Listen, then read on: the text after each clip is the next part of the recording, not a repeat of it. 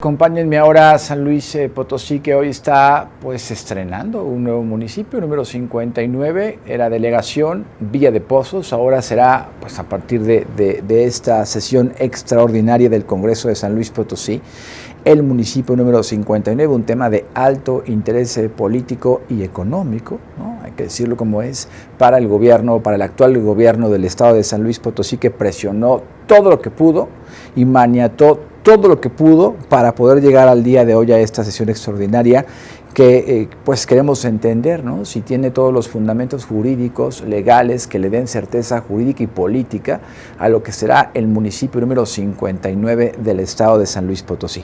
Voy al despacho del presidente de la Barra Mexicana, Colegio de Abogados Capítulo San Luis Potosí, Jorge Chezal Palau, para entender qué ocurrió hoy en San Luis y pues qué viene después de esta decisión. Jorge, ¿cómo estás, presidente? ¿Qué tal, Héctor? Buenas tardes. Oye, pues, ¿cómo viste? ¿Qué hay alrededor del tema de Villa de Pozos como municipio número 59? A ver, a mí me parece que es una decisión, se venía buscando esto desde hace tiempo, y es una decisión que me parece, o por lo menos así debería de ser, no tiene hoy todavía la última palabra. Hubo un movimiento en la década de los 90 para que se municipalizara Villa de Pozos. El Congreso del Estado resolvió en contra. Luego de que el Congreso del Estado resolvió en contra, promueven un juicio de amparo, lo ganan, se reabre el expediente. Luego llega un decreto mediante el cual se determina que Villa de Pozos es municipio allá alrededor del año 2003, 2004, por allá. Y luego de que eso sucede, viene una controversia constitucional, se cae el decreto de Villa de Pozos y ahora nuevamente. Este accidentado ir y venir de la gente de Villa de Pozos ha obedecido básicamente a una serie de cuestiones que normalmente no son debidamente cuidadas por parte del Congreso del Estado, no porque la gente no tenga derecho a que se pueda dirigir o no al municipio, sino porque normalmente se le ha visto como un tema de carácter político y no ponen la debida atención en algunos detalles. Oye, ¿cómo está ahora? Esto es un poco de historia que nos has contado. Ahora, en este momento, en esta nueva intentona, ¿cómo está la parte jurídica que pudiera darle pues soporte a este proceso, Jorge? Pues fíjate que la podemos visualizar más o menos parcialmente, Héctor, porque el Congreso del Estado, como funciona con una agenda muy peculiar, es decir, de repente se les ocurren hacer cosas como muy a prisa y luego dejan otras para después. Yo no sé, por ejemplo, cómo va a evolucionar el tema del municipio de Villa de Pozos con el tema de Interap, si es que se extingue el Interap. Porque recordemos que Villa de Pozos pertenecía al municipio de San Luis Potosí y que el municipio de San Luis Potosí formaba parte del Interap. Entonces, si esto se empata con la desaparición del Interap, yo no sé qué solución le van a dar al agua potable para Villa de Pozos. Pero adicionalmente hay otras cuestiones que vale la pena revisar, como es el hecho de lo que esto significa como impacto para el propio municipio de San Luis Potosí. ¿Qué es lo que sucede? Aprobar la constitución de un municipio no solamente es que tú digas que tiene determinada población, que tiene determinados ingresos, que no son ingresos propios más que los que derivan probablemente de instrumentos públicos o de impuesto predial. Se está haciendo la erección de este municipio en este momento a la mitad del ejercicio fiscal y por lo tanto pues no van a tener la recaudación de impuesto predial que pudiera pensarse, que sería una forma de poder tener ingresos propios, lo cual significa que probablemente empiece siendo un municipio endeudado. Y detalles de este tipo que me parece que no llegan en muy buen momento y que pudiera incluso motivar, si es que fuera el caso, que le interesara al municipio de San Luis Potosí promover una nueva controversia constitucional.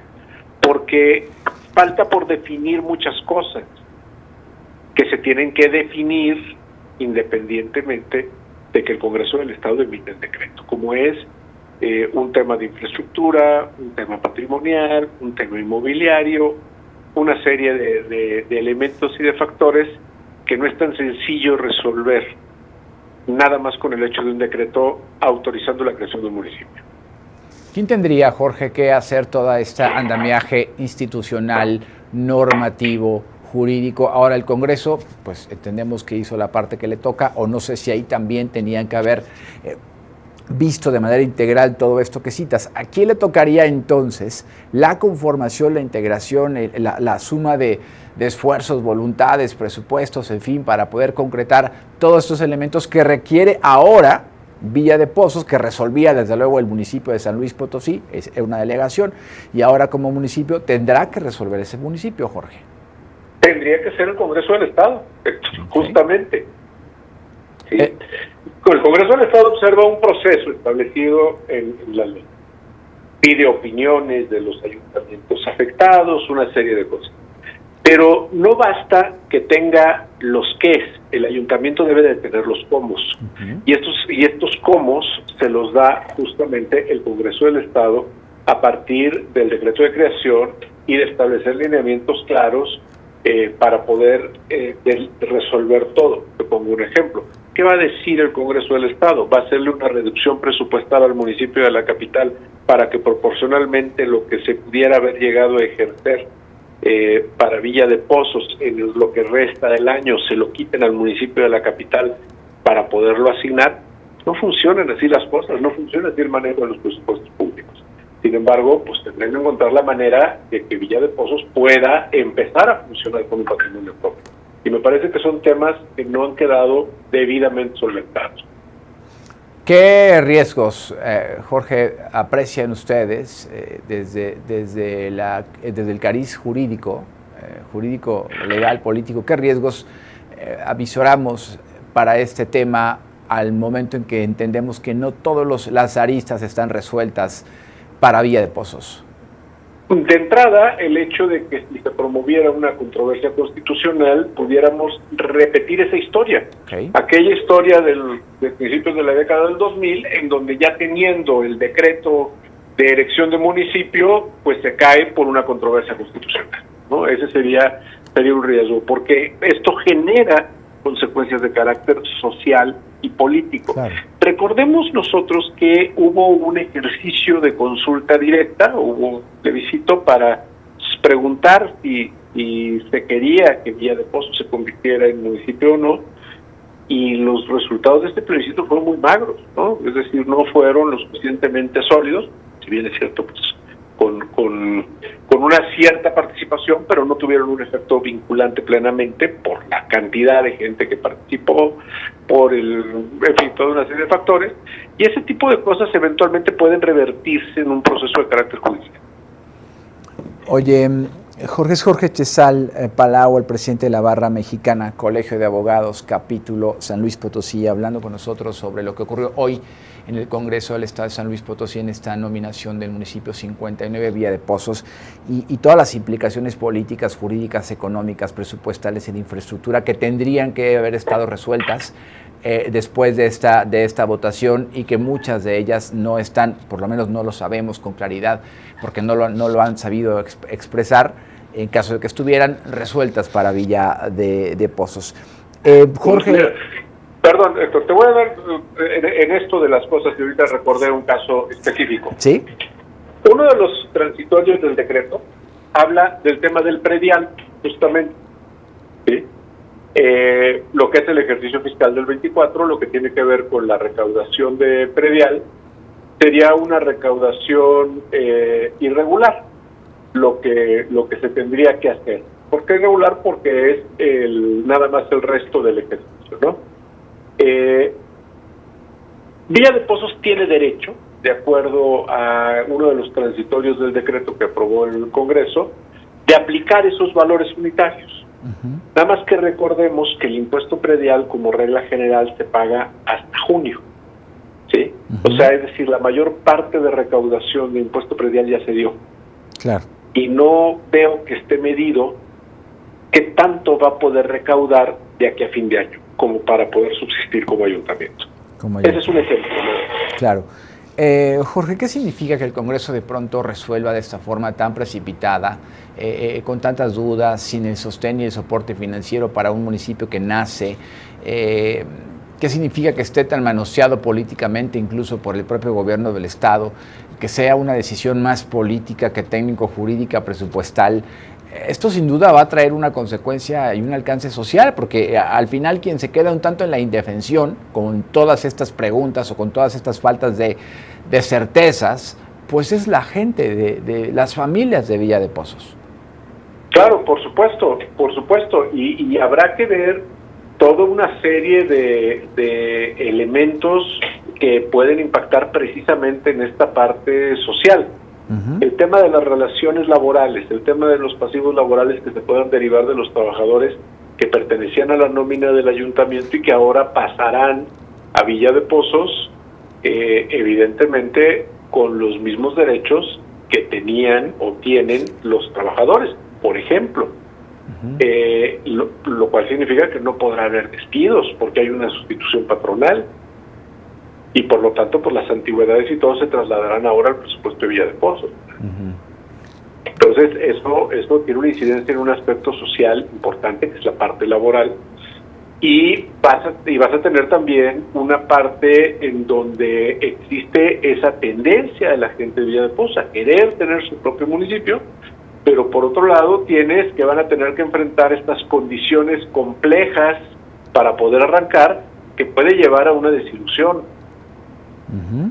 Sí, porque al final detrás de todo esto hay un botín político, hay un botín económico, hay un botín que así lo ven las autoridades que impulsan el tema de Villa de Pozos, porque al final el plebiscito, como decías hace un rato, ni siquiera fue un plebiscito en donde se notara la voz seria y mayoritaria de la gente que vive allá. ¿Qué paso sigue ahora, Jorge, después de lo de hoy? ¿Qué sigue? ¿Se nombra un consejo? ¿A partir de cuándo se nombra ese consejo? ¿Qué parte sigue? Fíjate que ese es un punto interesante. Por lo siguiente, Héctor, porque tiene que haber una elección extraordinaria. Uh-huh. La ley no contempla un plazo de duración del Consejo Municipal. Sí contempla que se tendrá que nombrar un Consejo Municipal y se deberá de convocar a una elección extraordinaria. Resulta que ni la Constitución ni la Ley Orgánica del Municipio Libre establecen ese plazo para la celebración de la elección extraordinaria. Pero sí tenemos una guía en la Ley Electoral del Estado que dice que las elecciones extraordinarias son las que se celebran cuando no hay elecciones ordinarias. ¿Sí? Es decir, cualquier elección que se celebra fuera de lo que es la normalidad del calendario electoral es una elección extraordinaria. Porque si tú te fueras a un concepto de que tienes que esperar una fecha electoral, la siguiente fecha electoral es hasta 2027. Uh-huh. Entonces no podría haber un consejo municipal de aquí a 2027. Tiene que haber una elección extraordinaria. ¿Cuándo se puede convocar esa elección extraordinaria? Esa elección extraordinaria podría celebrarse este mismo año. Uh-huh. Nada más es cosa que lo convoque el CEPAC. Nada más que el CEPAC no tiene dinero. Pero evidentemente el Consejo Municipal puede durar 3 meses, 4 meses, el CEPAC convocar una elección extraordinaria que se puede celebrar este año o el año próximo, uh-huh, porque eso es lo que permitiría una interpretación funcional de la ley, y entonces pues es una parte también de gasto presupuestal que tendría que hacerse. Ya, bueno, pero pues seguramente el gobierno abriría la cartera, ¿no? Pues es el principal interesado. Creo que el tema del dinero se va a resolver. A mí lo que realmente me preocupa es la parte estructural, la parte de los presupuestos, la parte de la organización del municipio como tal, para que no le falten servicios, para que tengan alumbrado, tengan recolección de basura, tengan agua, que decías tú. Digo, me queda claro que la elección, pues si hace falta dinero, el gobernador, que es el interesado número uno, pues ya lo dijo, ¿no? Que van a ser sin deuda, no sé cómo, pero que van a ser sin deuda y que todo está listo para que haya elecciones. Esa parte es ahí donde se nota claramente la visión política y si la gente tiene resuelta la estructura orgánica del municipio, pues eso luego vemos, ¿no? Pero lo que importa ahora es que es un botín político atractivo para el partido en el poder ahora. Bueno, y esperemos que no sea lo suficientemente atractivo para alguien y poco atractivo para la gente de Villa de Pozos, que recién creado el municipio, a lo mejor el año próximo estamos viendo que pida fusionarse con algún otro, ¿verdad? Pues sí.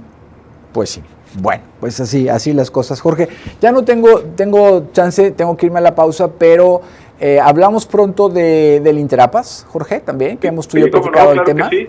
Hablamos pronto de ese otro asunto ahí politizado, en lugar de buscar un sustento más técnico, un sustento más de esfuerzo presupuestal colegiado entre los niveles de gobierno que participan, pues no, sigue siendo un tema político, como ha sido siempre, eso no es de ahora, también hay que decirlo, pero qué lamentable que el agua, que hoy es un tema de crisis, no sea ni siquiera por eso capaz de ablandar los corazones de los intereses políticos y económicos del estado de San Luis Potosí. Jorge, pues te mando un abrazo y seguimos hablando.